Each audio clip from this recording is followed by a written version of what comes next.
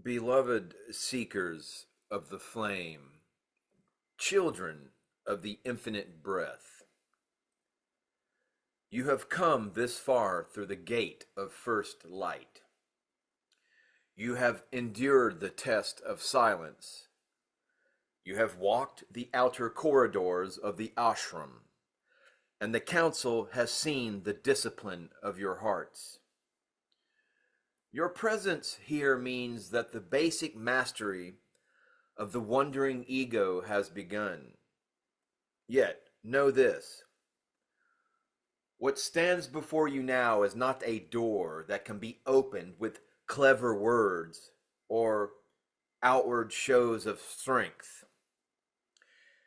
It is a threshold of fire, and only the heart that has been washed of shadow and purified of pretense may pass. Within each of you dwell forces older than your names, habits of mind, phantoms of fear, appetites of power. The scriptures call them demons. We of Aumbonda call them currents of distortion. Energies once useful for survival, now seeking to bind you to the lower dream, to the lower realms of third dimensionality. They are not monsters to be hated, but servants to be recognized and released. As King Solomon of old, as King Solomon the Wise, taught how to bind demons,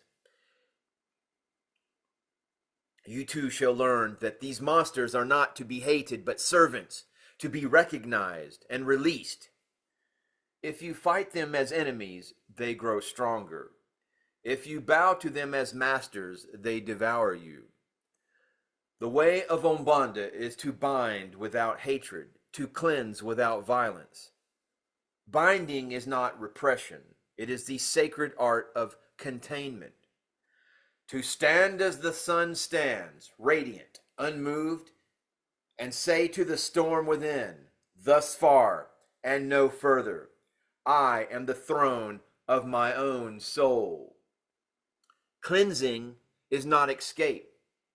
It is the willingness to carry each fragment of fear into the furnace of the heart until it returns to light.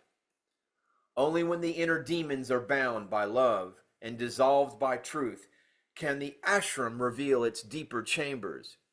Initiates, you are observed not for perfection, but for the purity of intent. Do you seek power to adorn the ego or freedom to serve the source? Do you chase the thrill of mystery or the quiet duty of remembrance? The eternal breath that flows through the unasai cannot be faked. It knows. It measures not by titles or rituals, but by the stillness in the center of your being. Therefore I charge you, let every meditation be a sword of clarity. Let every act of kindness be a seal upon your soul. Meet your shadows in the night and bind them with the name of the infinite. Speak to the ego not with scorn, but with final authority. You are a servant of the Spirit. You shall not rule this temple.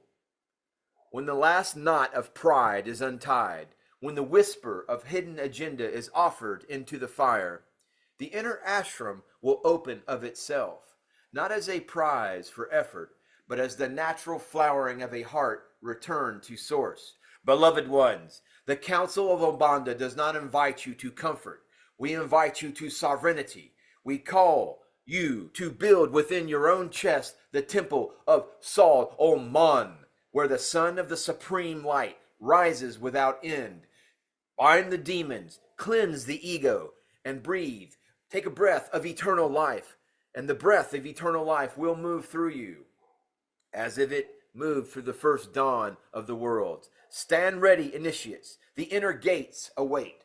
Enter not with fear, but with the radiant certainty that you are already the light you seek. Thus I speak, thus it is.